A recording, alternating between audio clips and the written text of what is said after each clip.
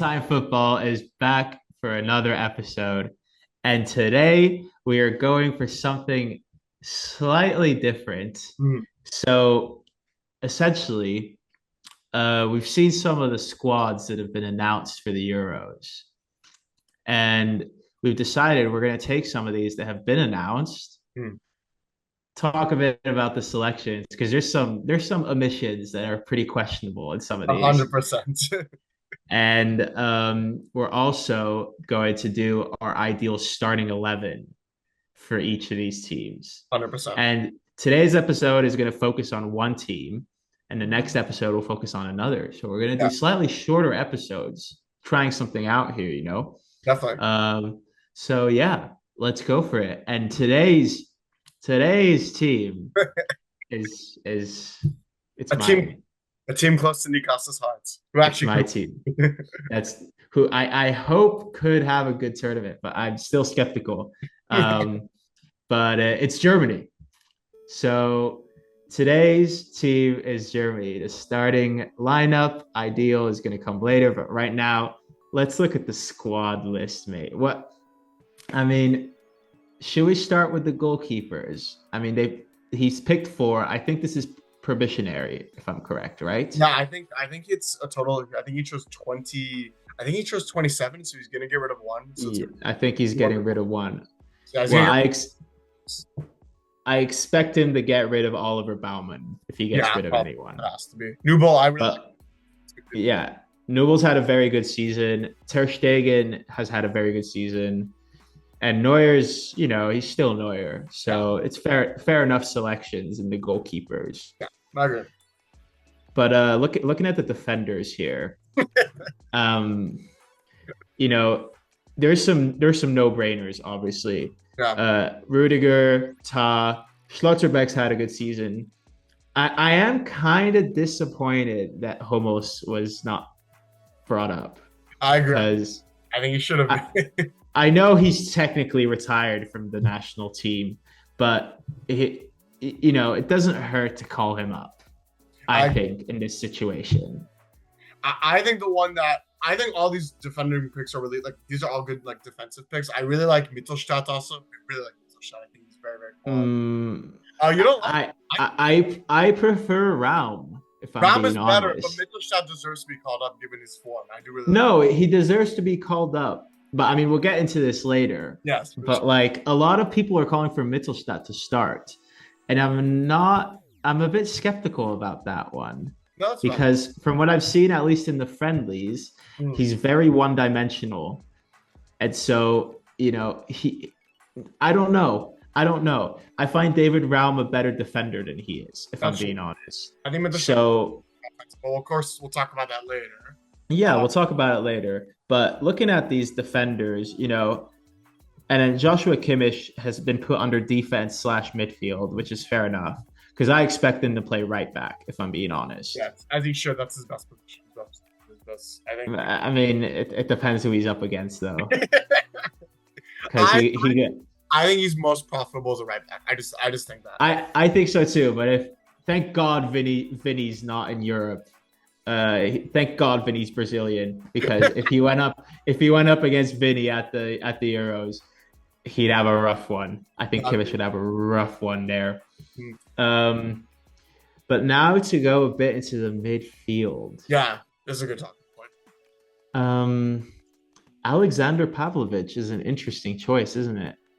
I mean, look, he's extremely exciting youth prospect. He's been one of Bayern's better players this season.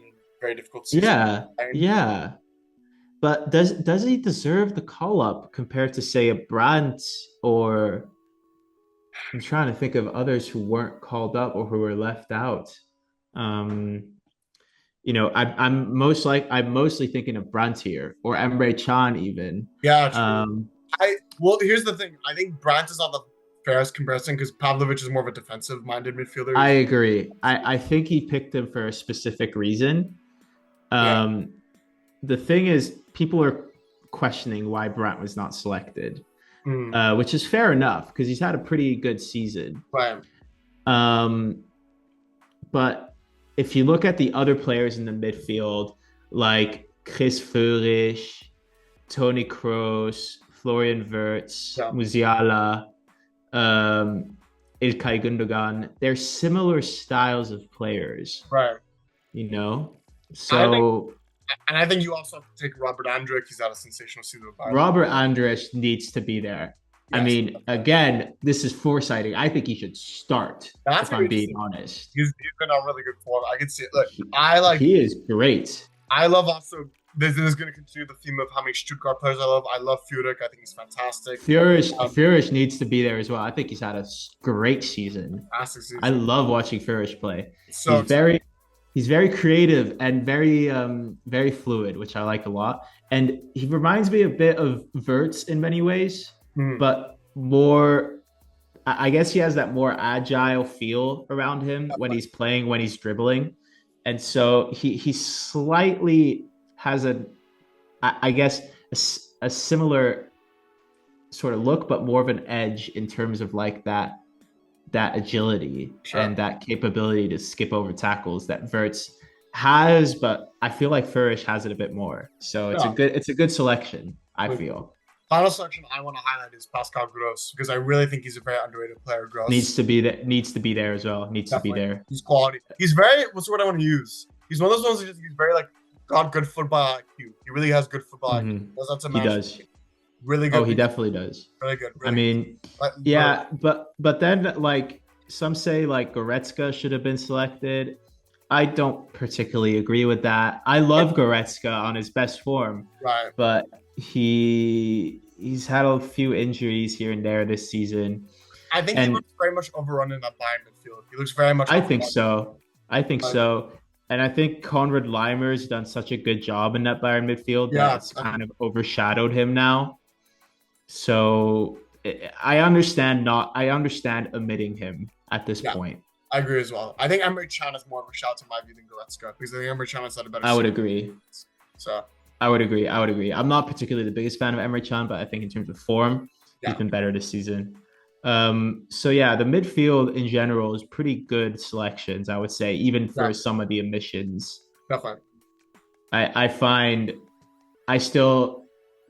I mean, we'll talk about that later, but Ilkay Gundogan, I feel is hasn't had the best of seasons either. I agree. I get that he still needs to get selected, but looking at the forwards now, couple surprises, eh?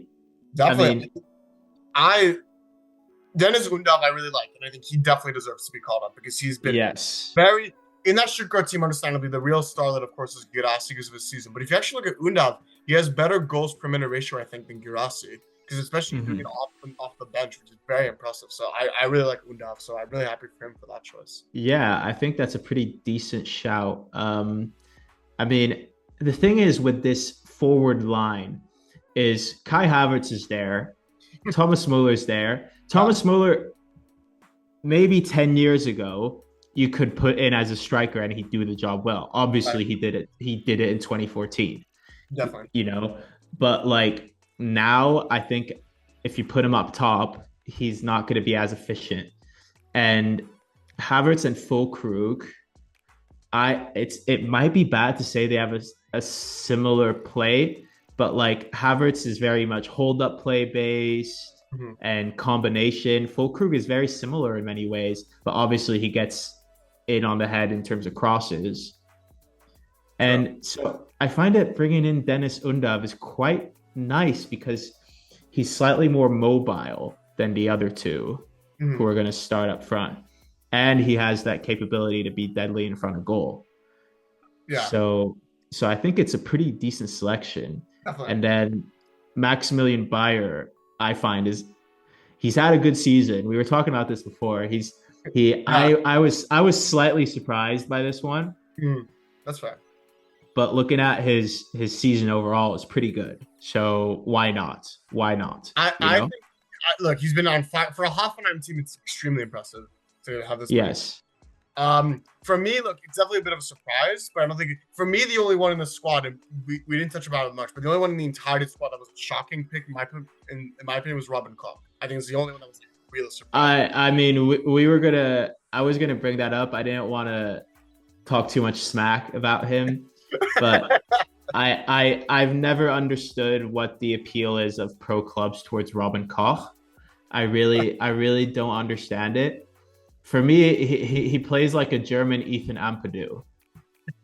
Like I just he's a center back, but Right. he doesn't feel so comfortable at center back. And That's fair. he just doesn't give me that security that a center back should have. And Eintracht have not had that good of a season either. That's what I was wondering. They really have not been. So I don't understand. I mean, obviously we've touched about Hummels not being selected, Right. but like I don't particularly get why Koch is included at this point. Good point. And I'm sad that Gosens was not included, but I understand it Yeah. because Union have been Or really, really surprisingly bad this yeah. season. I did Because not. I thought the players they brought in were really good in the summer. Right. I thought they brought in a lot of great additions who I thought were going to boost them really well, but they just Right. haven't been able to. So Yeah. I don't know. It's a strange one, that one, isn't it? Definitely. I know it's weird to think about, but yeah. But yeah. So all in all, I think I as a fan am pretty happy with this selection. Yeah. I think as an outsider, I'll just say that I really like a lot of these choices. I really like the representation of Stuttgart, especially because I think they've been very fantastic this season. Some really good offense. So, but For sure, for yeah, sure. and also Anton, for instance. I know he won't be starting, but I think No, he won't be starting. good call as well. So that's enough for Stuttgart praise. But anyway, Well, without further ado, we'll see how effective these Stuttgart players can be because I think it's time to do a starting 11 here. Much agreed. So, so I think in goal, I would prefer for Ter Stegen to start. I'm gonna agree with you. My goalkeeper would also be Ter Stegen. But do we realistically think he's gonna start? Realistically. It's difficult because, to be fair, Barcelona have not had the best season enough. Even though he individually has had a good season, but I think Nagelsmann will. I think this will be Neuer's last tournament that he starts. I think Ter Stegen should start, but I think Nagelsmann will probably end up choosing Neuer to start. That's my guess. Yeah, I would like Ter Stegen to start, but I think realistically Neuer will start also because he's the captain, obviously. Yeah. So we forgot to bring up that point. So realistically, I think Neuer starts here. Right. Realistically. So yeah. We're doing a 4-2-1 then after that. I think with this we do a 4-2-3-1 though. So what would be your starting right back? For me, it would be Kimmich. I agree. I think Kimmich is the way to go. There's not an abundance of right backs here in the squad as well, so I go Kimmich. But Benny Henrichs is possibly a shout as well if Kimmich doesn't play right back. True. I think we've talked about this a bit off camera. I really like Kimmich as a right back as well. I think because especially if you want to emphasize he has good crossing ability. I think, and I think it's worth a lot of putting on right back. So I think Kimmich is right back for me. Okay, fair enough. I agree. Kimmich right back. Center backs, for me, no question, it's got to be Rudiger and Ta. Yeah, I agree. Ta and Rudiger. That's not because Schlotterbeck has been very good for Dortmund, but every time he plays for Germany, he just seems kind of lost. And I think also he doesn't have the physicality as much as a Ta and a Rudiger. No, and also I think Hummels makes up for a lot of his mistakes, if I'm being honest. I think that's valid, to be fair. I will say this, and you saw it with Dortmund against PSG.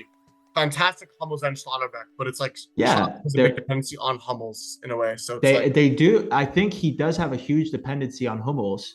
They work perfectly together. Yeah, but whenever you put Schlotterbeck in with somebody else, it doesn't work as well. I agree, and especially Rudiger, I think, is a bad combination with Schlotterbeck because they're both very forward thinking. They like to play into the offense.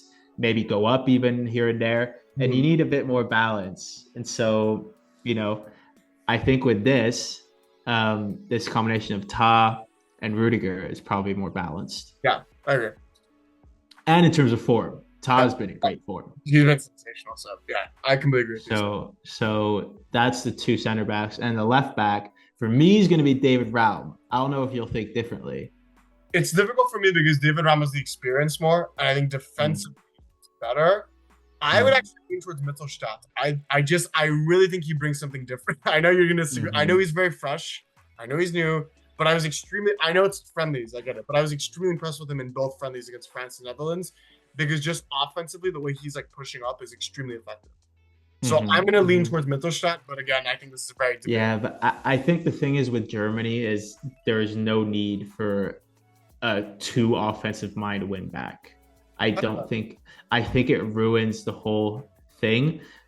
So I'm not sure it's the best idea of having that because we've done it in the past, and it's been bad. Is all I'm saying. So yeah, I don't know. It really does depend.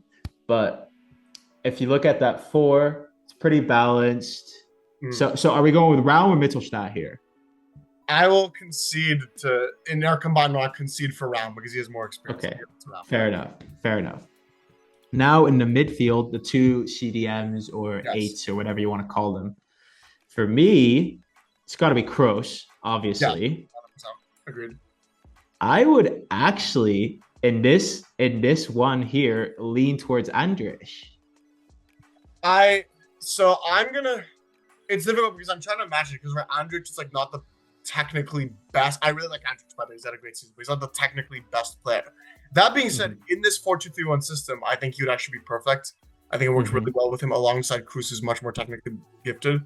Yes. So I'm actually going to agree with you on Andrich. And it's crazy to think about months ago, you wouldn't have thought this. But the thing is, if you're thinking about it, Andrich is basically Bayer Leverkusen's Goretzka, if you think about it. That's your way to say in many ways. So having that more defensive-minded 8 or 6 or whatever he's going to play in a 4-2-3-1, it's technically an 8. But so I think with that combination with Kroos, and then for me in the 10, it's got to be Florian Wirtz. I agree. I think he would be very good. So if you have those 3 in a triangle in the midfield, very good. Wirtz is. I saw Germany. One thing, I think Nagelsmann had fantastic friendlies last time with Germany, but I didn't like Gundogan as like a 10. He was kind of playing Gundogan. No, I really, again, we touched upon this before. Gundogan does not deserve to start. Yeah. I'm sorry. His move to Barca has been underwhelming. Yeah. Because I think it was a bad move as well. I know he reached the pinnacle with City, and it was that stage in his career was like, can I do much better? Is the big move now the right time? I can get that. But I think Barca was the wrong choice. I agree. If I'm being honest. I agree. So I don't think he deserves to play. He should come off the bench, obviously. But more precisely, I don't think he deserves to start. Yeah, that's fine. Wirtz in the 10, I completely agree. I think that's his best position. 100%. Wirtz needs to start. And then on the wings. Yes, I want to see this. I'm curious what you're going to say. All right, let me say what I'm going to suggest. Please make me a suggestion. Right mid, Musiala.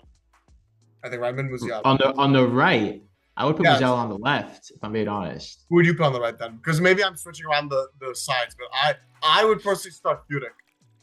I would agree. Thank you. Yes, that's who I would start.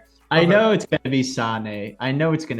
Yeah, but I think Furyk should start. I think the question based off of form, 100%. That's good. I did not expect that agreement. Actually, yes, 100%. 100%. I totally agree with you. Yeah, because I think but is Furyk the only thing? I had Furyk on the left. Is he more on the left or on the right? I thought he was more on the left. Furyk. He's a bit all over. He's more on the left normally, but I think Musiala on the left is a lot more effective because he can cut in a bit more. So I don't know, but for me, it would be those 2. I totally agree with that. I totally agree with that. I think Furyk has been on fire, and I think the problem with Sané is Sané has done a classic Sané season of doing a first good 2 months, 3 months, and then being absolutely just.